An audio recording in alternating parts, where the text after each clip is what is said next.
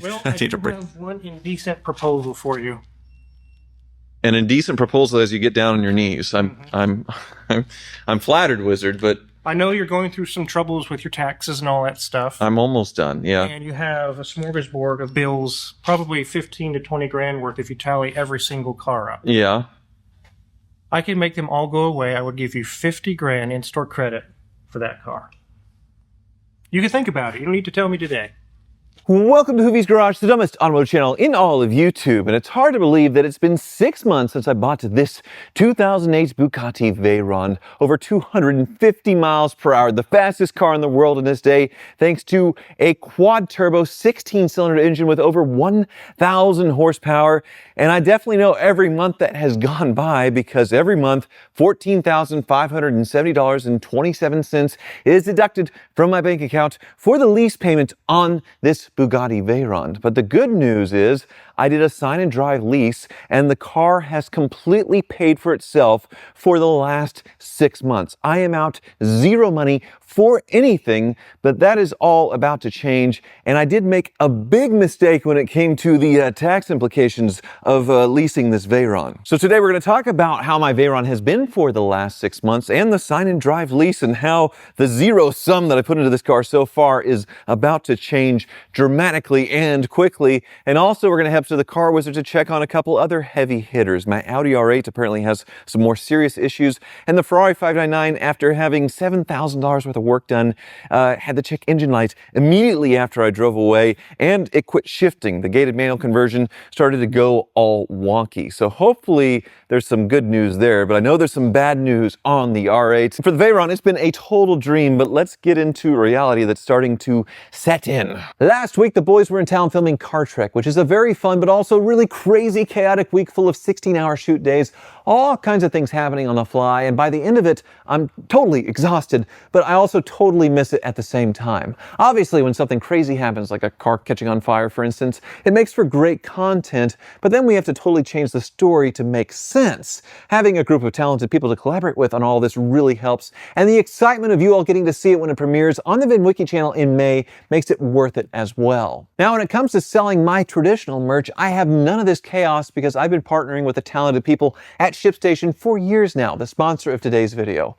What I love about ShipStation is their automations on an easy-to-use dashboard allows you to smoothly print shipping labels at the click of a button. Life in general can be chaotic, but if you're in charge of order fulfillment for an e-commerce business, you know that its own special kind of chaos that happens there. But with ShipStation, you can count on your day-to-day remaining calm. Save hours and money every month by shipping from all your stores with one login, automating repetitive tasks, and finding the best rates among all global carriers. You can focus on other parts of your business because you never have to worry about shipping and fulfillment again with ShipStation. ShipStation grows with your business no matter how big it gets. It's the fastest, most affordable way to ship products to your customers. Discounts up to 88% off UPS, DHL Express, and USPS rates, and up to 90% off FedEx rates. Over 130,000 companies have grown their e-commerce business with ShipStation, and 98% of companies that stick with ShipStation for a year become customers for life. So calm the chaos of order fulfillment with the shipping software that delivers. Switch to ShipStation today. Go to shipstation.com/Hoovies to sign up for your free trial. That's shipstation.com/Hoovies. So yes, you can lease a used car, and it does have some huge tax benefits if you're using it for your business. In my case, my business is making YouTube videos about cars, what it's like to own them, fix them, keep them up. So that ties into this Veyron very well. That's what I've been doing for the last 6 months. Stradman is another example of this. He talked about it with his Koenigsegg. His payment every month is $35,000, his lease on that Koenigsegg, and that is a very, very spicy one. This one, much more affordable at $14,570. Still an absolute crap ton of money, but so far I'm out $0. So how is that possible? Well, first of all, the Lamborghini Countach was like winning the lottery. I bought that car 4 years ago with a Lamborghini Diablo VT Roadster on the same day, paid $250,000 for both cars. I sold the VT Roadster for $280,000, something like that, and definitely didn't spend more than 30 grand fixing it up. So that meant I was zero into the Countach, nothing at all. Drove it for 4 years. Obviously, those cars massively appreciated, and I traded it in for this Bugatti Veyron. Now, I did also trade in my BMW Z8, but that wasn't necessary to do the deal. It just made the payment a little bit cheaper, so a little bit of a technicality there. Now, obviously, there's an opportunity cost because I could have sold that Countach and had a bunch of cash, but then I thought I'd be paying a bunch of capital gains or income taxes on that huge gain on the Countach, so it made sense for me to roll it into the Bugatti Veyron, or so I thought. But this is where I made a big mistake, and this is where my big tax implications for this year were way worse than I thought. Because if I just straight up traded it in and did a normal traditional finance on this Veyron, yes, I could have rolled it in. But because it's a lease, a 4-year lease, $14,570 a month, I can only write off the down payment over the course of the loan. So 1 year I get to do a quarter, the second year I get to do a quarter, third year. So you see what I mean? So that means right now I have to pay 3/4 of that full gain on the Countach, what I was given for the trade-in. And that was a six-figure sum that I have to pay. Now, over time, I will get it back each year with a down payment. So each month I get to write off $14,570 thanks to this Bugatti lease right here, which at my tax rate, which Kansas, we have pretty high income taxes with the federal. So that helps out a whole lot, in addition to every year having a little bit more of that down payment taken away. It sure doesn't help right now, though, because I had not paid some of my taxes, some of my quarterlies to pay for the garage and pay for the house renovations that went out of control. So right now I'm stuck with a big old...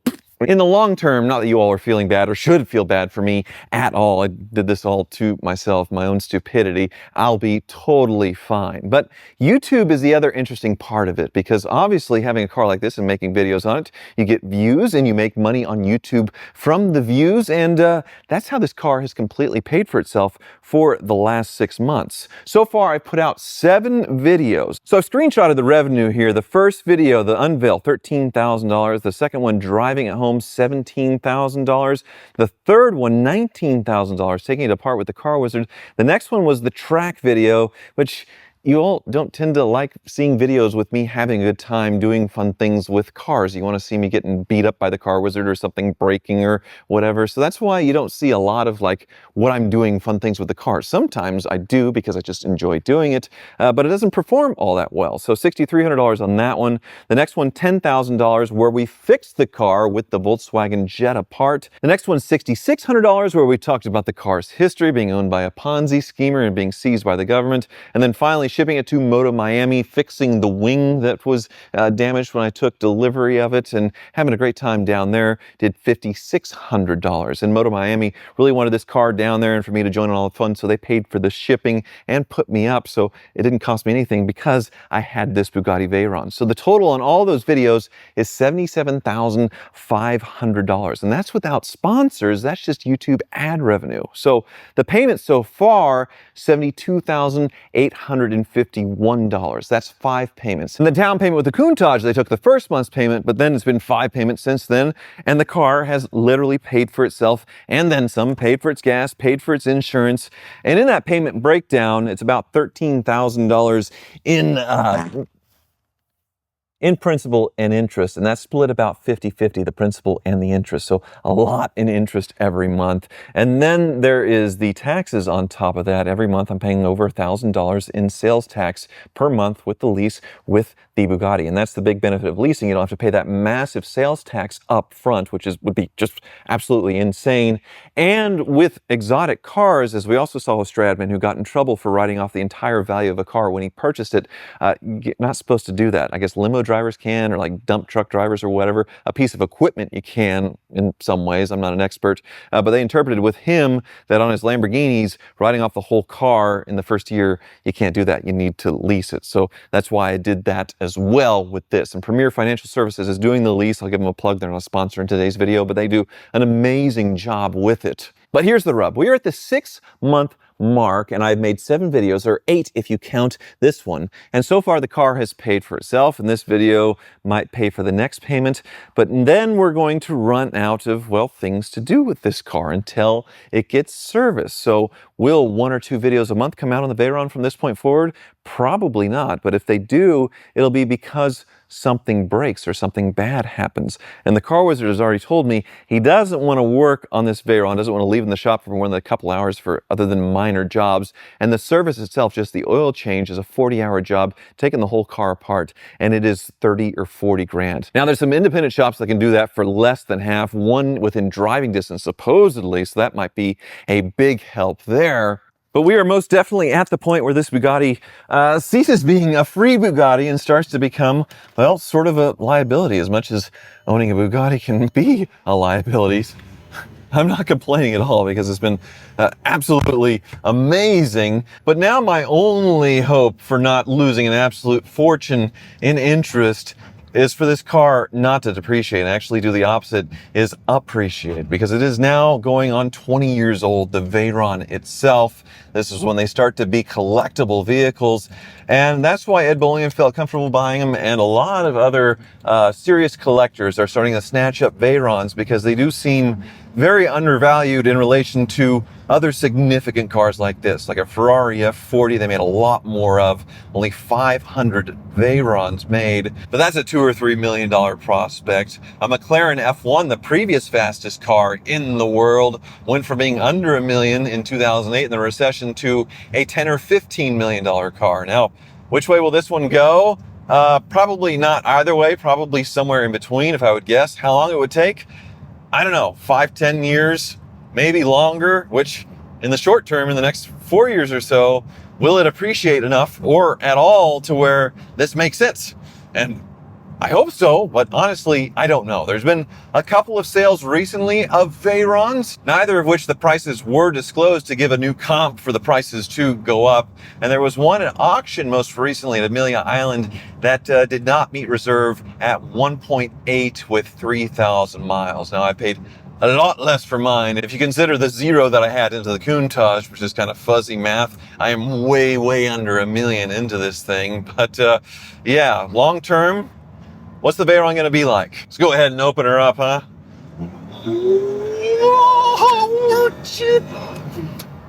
It never gets old. It never gets old. Wow. So I also have 6 months left before I have to service this car, and there are some issues with it. I bought it with a small leak on the axle seal. I knew about it. It wasn't fixed. It's a very, very small minor leak, but obviously it'll eventually get worse. Apparently it's a problem with all Veyrons, and Ed Bullion's are absolutely hemorrhaging, and he doesn't think he can make it another year on his axle seals, and he's hoping he can get a shop to rebuild them because Bugatti wants like $30,000 for one side, it's a split diff, you know, and $20,000 for the other side that doesn't have the part of the diff with it. So crazy prices. And obviously, if something serious breaks, they don't have any engine failures, but like the dual clutch transmission, very rare to break, but if it does, $100,000. All these things Bugatti charges a lot. And then there's the tire situation. Obviously, I'm on aftermarket wheels, HREs. The tires aren't rated to go 250 plus. And Bugatti wants something obscene, like $50,000 now for OEM tires. I have the stock wheels, but my tires are ancient. So I can't do any speed runs. I mean, the world's smallest violin, right? But with Bugatti, it seems like they're being aware somewhat of their heritage and their legacy and how these cars hold value as far as people buying new ones. If they're seen as good investments, then they'll obviously sell more new cars. So they're working on cheaper tires. They're working on a way to now restore these, customize these, and keep them going in the long term. And obviously, they're keeping the parts train going with them as well. That's an issue with a lot of other automakers where they just quit making parts for their cars. So, you know, fingers crossed that Bugatti ownership gets a little bit easier as Ed and others figure out how to do things, well, not through the Bugatti dealer and independently rebuilding things rather than replacing them. And Bugatti themselves sort of, you know, loosen up a little bit. So that is the hope, because having an independent car wizard to fix something like this would be wonderful, which I have with the Ferrari 599 that's never seen a Ferrari dealer in many years, and the Audi R8 for the same reason. So speaking of that, let's head up to the car wizards and check on the progress. And let me know what you think of my Bugatti ownership experience. Was lifting up my skirt and showing you how this all works financially a good idea? Well, I guess I'll find out. Wizard, What's going on? you got a lawnmower engine here? What's this from? Well, the way things are going with your bills lately, they just keep escalating. I thought we could have some cost savings by putting this motor into the R8. Oh, okay. Gonna bolt up the transmission to these bolts here and make a clutch and everything. And Yeah, I think I'd be down on power a little bit. What is this from, though? actually from this riding motor. Oh, okay. So it is a lawnmower engine. Yeah. Wonderful.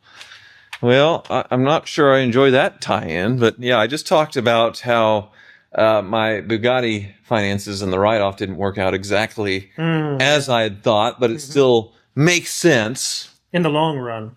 in the long run until I have to service the thing, which you've said you do not want to do. Nope, I can't. Yeah, that's my funeral there. But you said that there was something done in the shop, and it doesn't appear to be the Audi. So That one. the Hellcat, It's finished. after almost a year and basically restoring it, so like almost rebuilding the engine, going through the suspension, going through everything, Brakes, but everything. and Daniel's even polishing up the windshield, which I knew when this thing was a one owner but 4 accidents that it was going to be rough. But if you hear that little tick with a Hemi, you just run. don't buy it. Don't buy So yeah, $26,000. I think, have I paid in about 10 so far? Yeah, you've paid about half of it off. We probably have another 5 to 7 range, which we had the whole interior. We had to do the full suspension, the brakes, and Yeah. rewiring, And that doesn't include what I spent with J&J as far as parts for the interior, the suspension, all that stuff. So I'm going to be $40-something thousand into a 4-accident, 70,000 mile Hellcat, which a nice one with 10,000 miles is worth $40-something thousand. So It'll have Yeah. a clean windshield, though. thank you, Daniel, for the very clean windshield. I do love the spec of it, the pearl white with the black hood. The debate, though, is to go wide body or not. I bought the wide body kit because I needed the front bumper and I needed the hood since this was bent. But do I go wide body and get the wheels and everything else? So, are the door panels in? Yes. Oh, that looks so much better than those horrible speaker boxes before. Everything works. Everything's happy. Okay, well, end of the rainbow, I guess, here, other than the break-in, right, Daniel-son? Yeah, that's all that's left. So 200 miles of nice, easy pulls, bouncing off the red line, More like 5. burnouts. 500 miles of below 4,000 RPMs. No romping on it. No red lines. Okay. Well, I'll try and do that. Okay. Danielson suggested taking it to a dyno and have them run it on the dyno for a couple of hours to help with that, which is probably a good idea and what is going to happen. So, okay, that's good news. But what wasn't good news, Danielson and Wizard, is on the Ferrari 599, which after spending $7,000 on a service with you two, the check engine light comes on and it won't shift. And it is all your fault, right? Yes. Totally your fault. It left here broken, That's right? the way the world does it. You've put a headlight bulb in, and now my AC quit. It's your Yes. fault. Yes. Yeah. So what was the cause of the check engine light? I see, whoa. Smoke machine, huh? Yeah, smoke and mirrors. And some gloves on the intake. So you were looking for vacuum leaks, eh? Yeah. No, we checked it after, and I didn't really see any, but now I had a leak coming from some of these valves over here. I was able to fix those, and then your dipstick was actually leaking. So I replaced the O-ring, and now I'm working on one that's underneath the intake that might have been my fault, but I don't know. A dipstick leaking vacuum? That can happen? Oh, yeah. Yeah. They have an O-ring on there as part of the crankcase vacuum. Interesting. See it right now if you want. Okay. Well, because it was a big job to do the cam covers, right? Yes. And when it left here, it had a vacuum leak on both banks, but this car is getting kind of old. Oh, yeah, there's some smoke. Okay. So is there smoke coming from anywhere else right now? Yeah, in the center, just a little bit. I gotta find what it is, but it'll take a while for it to leak because Yeah. pressure has to build up a little bit. Well, and you don't want to take these pipes off again if you don't have to, right? Well, I do, but that's a whole different argument. Right. We didn't have these pipes all the way off the head the last time. No, we did No, not. we didn't do Oh, okay. We just took the top plenum boxes off. So That's something right. down there is leaking. That wasn't really us. Sure, it wasn't. Okay. Well, that's the. Oh no, the glove is filling up with smoke. Yep. Okay, so a little investigative You work. can squeeze that one over there. Yeah. Whoa. Yeah, it is. It's alive. It's going erect. But I mean, you can see where customers are coming from, where they just spend a bunch of money and then immediately comes out with more Yeah, issues. I understand it. But it's not your fault. It's you bought an old Ferrari and it's getting older, and that's what I have to deal with. The good news is the shifter linkage, the adjustment was easy because I didn't have fifth or sixth, right? Yeah, I got it first try. Really? Yeah. So how long did that take? I don't know, 30 minutes. Probably took me longer to do the undersheet to remove it. So no big deal there. They told me that within a couple of weeks you'd have to do an adjustment, which I did. And they said a year later you need to adjust the linkages again because they're cables and they stretch naturally. And they were right because almost 2 years later, I probably didn't notice as it was getting progressively worse as far as I knew the 1, 2 and the 2, 3 cold was a little weird, but then losing fifth and sixth was kind of like a big dramatic thing that changed. So it's like changing the left-right alignment on it, right? Yeah, it was just half a turn, full turn off. Okay. Enough to make it go crazy. Well, since you're understanding and working with us on what's going on here and not screaming at us, Okay. what we're going to do is whatever we find, we'll take care of it, obviously. And the adjustment on your linkage, no charge. Oh, well, that's very kind. But yeah, you're rich from some previous bills here Yes. recently. The Avalanche, and yeah. And there's more. What do you mean? The R8. The R8, we're supposed to be doing like hoopty fixes on it. Like I was putting mechanic in a can to fix the catalytic converters, and we were going to weld pipe or cut it and put in rubber hoses and do. That's not what we're doing. It looks like. No. Every time we did one of the cheap quick fix repairs, and then every time we did it, every one of these welds, especially up in here, is just leaking. So is there crack like there? a timer on all of them, and they just decide to pop at the same time? Seems so. So Right in here. it's a mid-engine car, V8, but the radiators and stuff are all up in the front where the air's coming in, obviously. So these long pipes go. Oh. We're not using those anyway, right? No. Those long pipes go all the way up and around, and oh my god. The whole differential's out here. Oh my god. Okay, so yeah, the front diff is out, the front drive shaft's out, the quattro, it's no longer quattroed. No. This is what I wanted to avoid doing, and There's well, no way around it. It's just going to puke coolant out all the time if we don't just get the pipes out. And which get it done. yeah, you can't have that. So there's a see-through frunk right now. That's nice. It's had the rear-wheel drive conversion done. Okay, is this the stereo stuff, the aftermarket stereo stuff? Yep. All right. Well, there's the radiators. Now you're getting a lot more of an Audi R8 you never thought you'd see. So, yeah, the frame's looking pretty good on this one. Oh wait, what's above the drive shaft? We've got, is this fuel lines here, or what's There are it? more coolant lines like your heater core. This is Oh, a little valve. It looks like there's a pump, auxiliary pump. So then, you remember we had an oil leak in this area? yeah. We thought hopefully it was just in this area, but it's actually the upper oil pan, I see. which is all up in here, which is an engine out job. See, it's all wet up in here. Okay. This was all white. He sprayed it white, and it turned brown pretty quick with all the oil. Just from running it there. So you were just having it idling to see where it was leaking, and that was the leak, which I guess I'm not going to fix an upper oil pan leak. I'm just going to let it go because there's no reason to pull the engine otherwise, right? Oh, there's totally a reason. Okay. The valve seals on this engine are bad. It's got 83,000 miles. It's probably maybe not been very good on the oil changes. So like if you let it idle for about 5, 10, 15 minutes and then you just goose it and get on it, it'll fill this shop with blue burned smoke. Well, never did that with me, but I guess I never idled it for that long. They could explain why your cats are bad. So the mechanic in a can is not going to fix the catalytic converters. No. Is there a mechanic in a can that fixes valve seals? No. And that's engine out. That's an engine out. And while it was out, we would go ahead and do the lower and upper oil pan and all that stuff.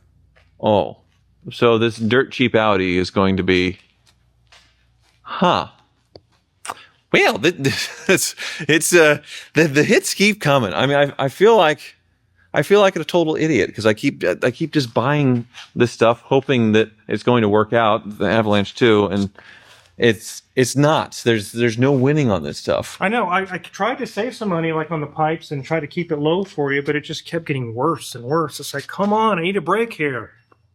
You're getting a break for sure. You're getting some bills. Well, I need do a break. have one indecent proposal for you. An indecent proposal as you get down on your knees. I'm flattered, Wizard, but I know you're going through some troubles with your taxes and all that stuff. I'm almost done. Yeah. And you have a smorgasbord of bills, probably 15 to 20 grand worth if you tally every single car up. Yeah. I could make them all go away. I would give you 50 grand in-store credit for that car.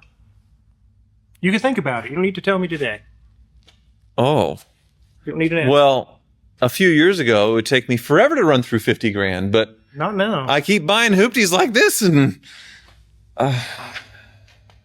oh my.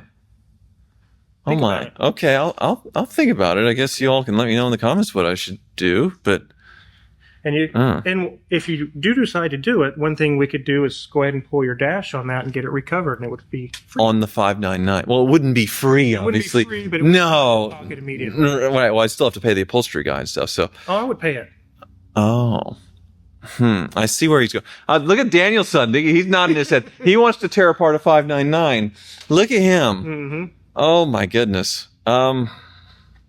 Just think about it. But then I lose an Audi R8, the Ironman spec Audi R8 in Hoofty Land, which I really, really, really like this car. It is cool. Are you sure? Because you just did the Touareg and you regretted that instantly, which is another like terrible Volkswagen product that. Parts are available on this. The Touareg is.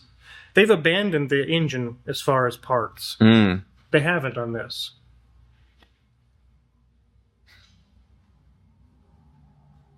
Deal? I don't need to ask the company. Yeah. Okay. I really don't have a choice, honestly. All right. There'll be a lot of cars get fixed, and you can walk away seemingly scot-free. No, I already bought that, so that. Yeah. It'll feel better anyway. What'd I just do?